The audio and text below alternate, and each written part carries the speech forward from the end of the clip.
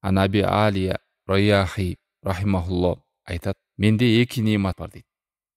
Аллах таалам берип койгон баа жеткис эки чоң немат бар. Бирок мен билбейм кайсысы улуу.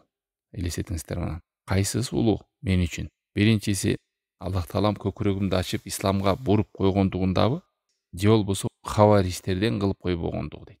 Белгилүү мусулмандарды капырлык айыптап, канын жанын адалдап, игил даиштер, такфириттер, харижиттер ошолордой кылып койбогондугу ушул эки чоң нематка салыштырып атат, исламдын нематына салыштырып атат. Исламга кирген өзү бир чоң маселе, исламга киргенден кийин ошо бир секталардын жолуна түшүп кетпей, ар кандай саясий партиялардын, топтордун, адашкан тайпаларга кирип кетпөө чоң немат.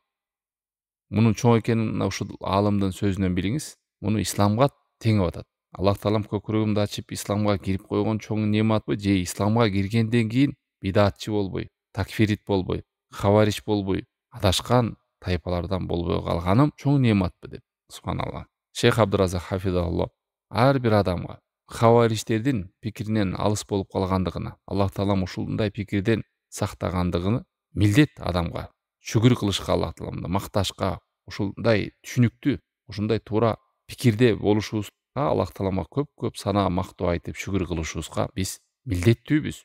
А эгерде мындай пикирде өтүп кете турган болсо, тарыхта өткөн заманда белгилүү канча деген мусулмандардын канын төгүп, мусулмандарды капырчылык айыптап, ошондой адашкан тайпаларга курал болуп кеткен канча деген жандар өткөн. Аллах сактасын.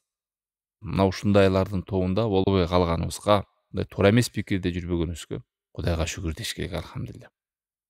Мына улуу аалымдар кандай бул чоң нематты сезе билген. Ошон үчүн илим алышыбыз керек. Илим албасак, ошондой адашкан топтордун тобуна кирип кетүүгө бат эле.